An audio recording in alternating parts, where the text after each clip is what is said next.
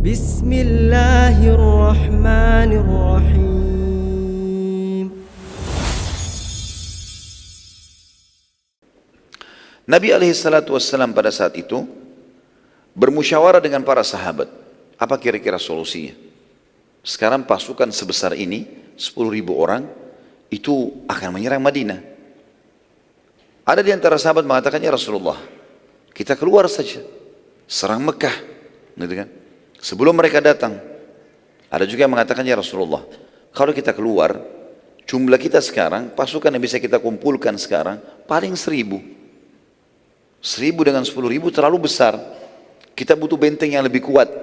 Artinya ini bermusyawarah tentunya, bukan tidak yakin dengan janji Allah. Maka mengerucut pada saat itu jumlah sahabat yang berharap agar tidak keluar dari Madinah, bertahan di benteng Madinah, lebih banyak daripada yang mengajak keluar.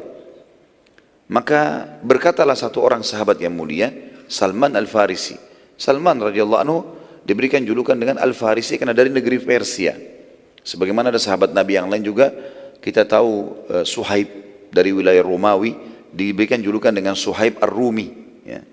Bilal Al-Habashi, ya, dari negeri Habasya. Jadi ini penisbatan nama wilayahnya. Salman Al-Farisi mengatakan, dan dia kebetulan memang pernah menjadi Perdana Menteri Raja Persia sebelum masuk Islam, dan dia termasuk ulamanya sahabat ini, karena dia masuk Islam itu masuk Islam dengan ilmu yang luas. Dia pernah masuk agama Yahudi, dia sudah hafal Taurat, kemudian ditinggalkan sama dia karena dia tahu penyimpangannya.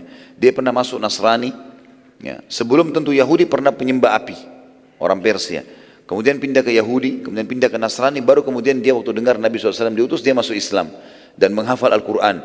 Jadi dia satu-satunya sahabat yang menghafal Taurat, Injil dan Al-Quran. Semuanya luar biasa, sampai diberikan julukan ulamanya sahabat radhiyallahu anhu ini. Juga dia punya kedudukan, dia pernah jadi Perdana Menteri di Persia. Dia tahu betul. Makanya salah satu personil yang sangat kuat dalam pembebasan Persia di zaman Umar bin Khattab adalah Salman radhiyallahu anhu. Beliau juga termasuk dalam pasukan yang menembus wilayah Persia. Pada saat itu Salman mengatakan, ya Rasulullah, di negeri kami dulu Persia, kalau kami terdesak, musuh banyak, atau diserang tiba-tiba dalam waktu dekat, kami enggak siap untuk itu, maka kami membuat parit-parit. Baik itu lubang-lubang yang banyak, jebakan-jebakan sehingga musuh jatuh di dalamnya, atau kami mengelilingi kota kami, wilayah kami dengan parit yang besar. Setelah Nabi SAW tanya panjang lebar bagaimana parit itu, diceritakan oleh Salman, digali seperti ini, dibuaskan seperti ini, dan Salman Al-Farisi pernah Perdana Menteri, tahu bagaimana pembuatan parit itu. Setelah terinci semuanya, kata Nabi SAW, ide yang bagus. Semua sahabat juga setuju. Maka mulailah Nabi SAW menggerakkan sahabat mengikuti instruksi Salman radhiyallahu anhu. Kita perlu tahu juga keadaan dulu teman-teman sekalian. Kondisi kota Madinah itu berada di utaranya Mekah. Jadi, atau kita bicara kota Madinah saja. Kalau kotak mihrab ini di depan kita semua ini di atas saya adalah, kita ibaratkan dengan kota Madinah, maka Madinah itu berada di utara Mekah. Jadi Mekah itu ada di selatan, di bawah, ya, di daerah bawah, atau mungkin terlalu besar ini. Kalau kita ibaratkan misalnya ini kota Madinah, maka Mekah itu ada di bawah, di selatannya. Mekah ada di selatannya. Dan Madinah memiliki pintu gerbang di wilayah selatan. Di kiri kanan Madinah, timur dan baratnya itu ada wilayah luas, sekian hektar luas sekali, dikenal dengan Harra Syarqiyah dan Harra Gharbiyah. Wilayah timur dan wilayah barat, dan ini luas, seluas kota Madinah, sampai hari ini masih ada. Kalau teman-teman lagi umrah atau apa bisa mengatakan Harra, saya mau lihat Harra Syarqiyah, Harra Gharbiyah, wilayah barat dan wilayah timur. Itu dipenuhi teman-teman sekalian dengan batu-batu hitam dan tajam. Sekian hektar. Jadi Madinah itu nggak bisa diserang dari timur dan baratnya, mustahil, susah. Dengan hikmah Allah, Allah membuat kota itu seperti itu.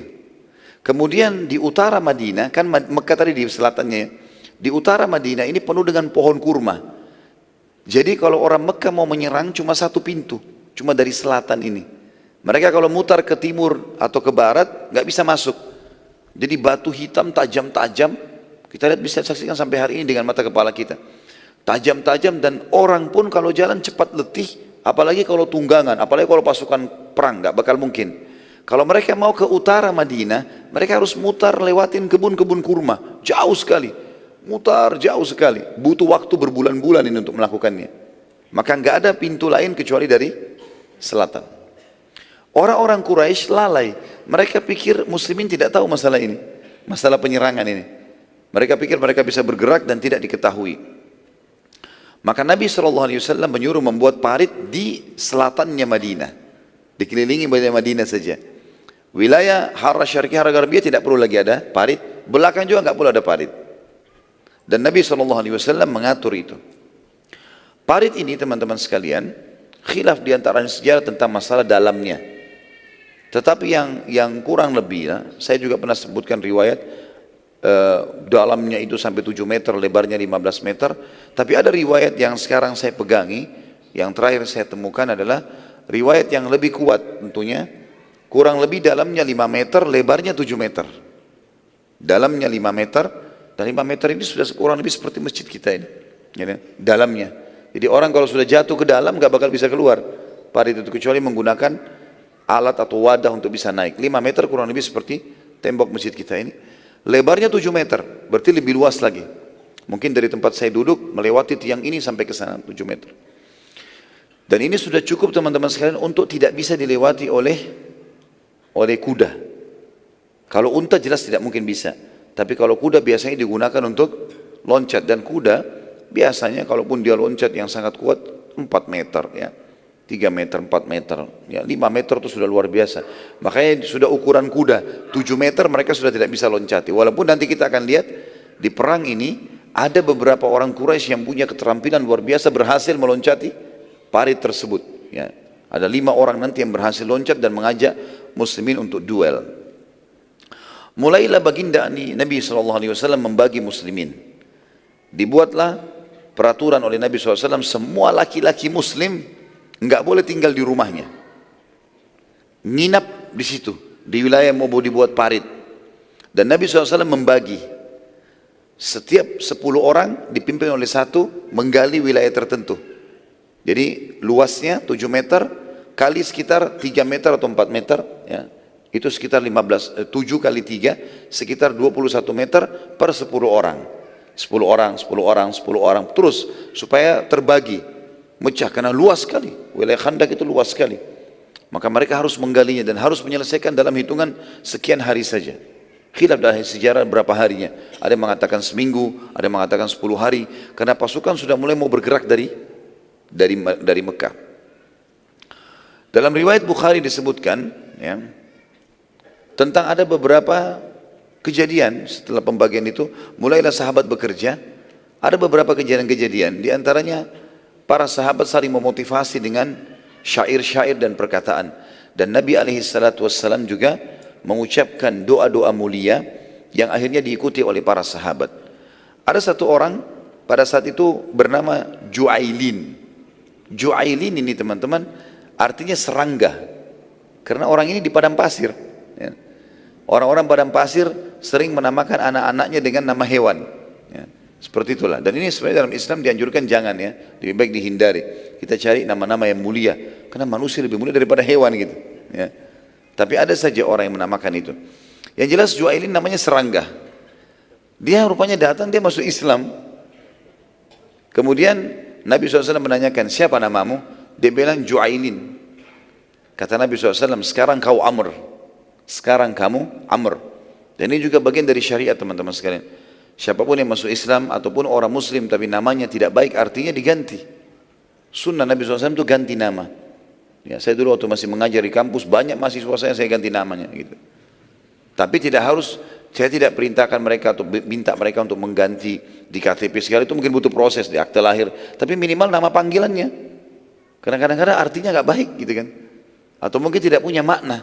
Kenapa kita tidak pakai nama-nama mulia, nama sahabat, nama para nabi-nabi misalnya? Yang jelas Nabi SAW langsung mengganti Ju'ailin menjadi Amr.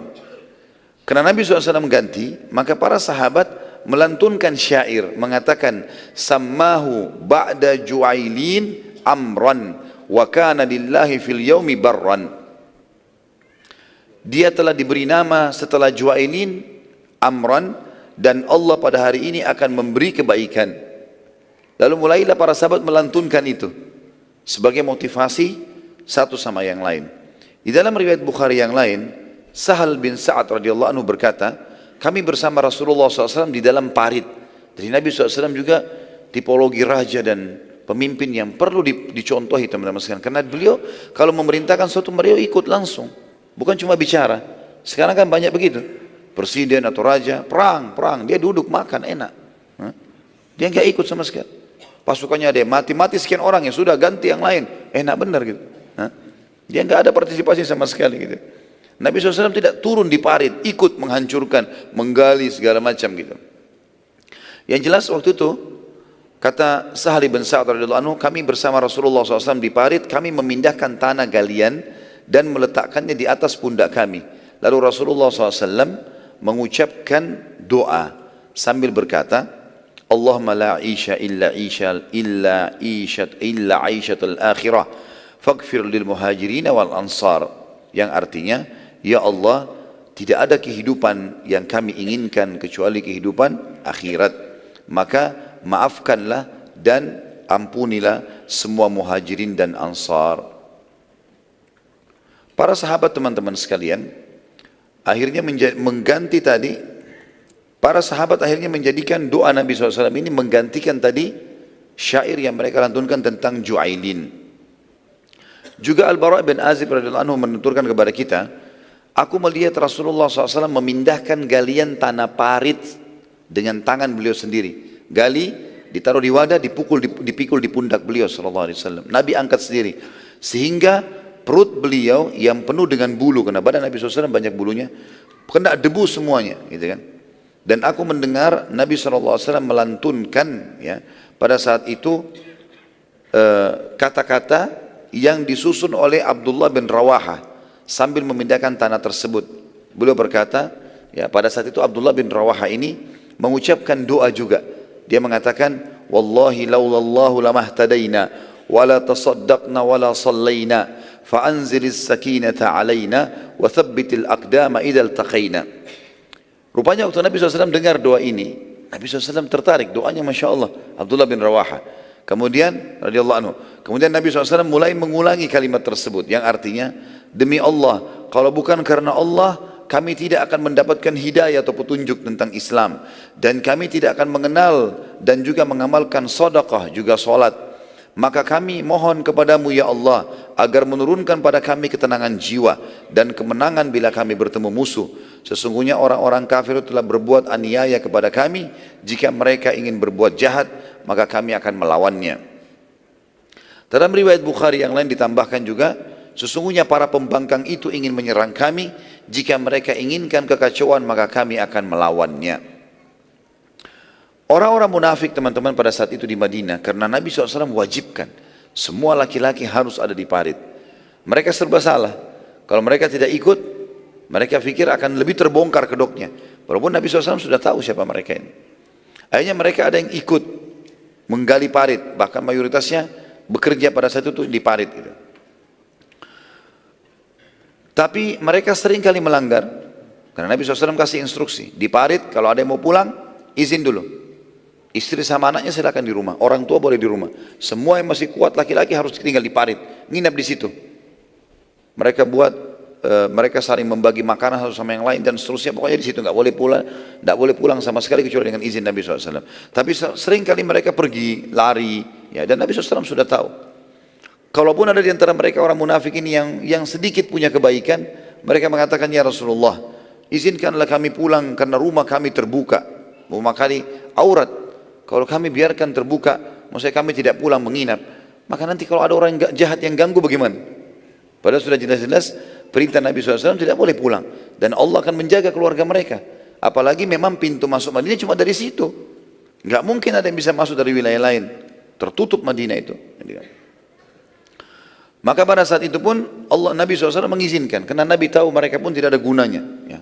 Mereka cuma buat masalah. Orang-orang munafik ini nama-namanya saja Islam, tapi luar biasa benci dengan Islam dan tidak ada gunanya, mengganggu muslimin. Kalau mereka ada di tengah-tengah pasukan, maka hanya akan mengganggu atau dalam pekerjaan muslimin. Kalau mereka izin, mereka alasan, biarin aja sudah, gitu kan. Karena tidak bermanfaat sama sekali.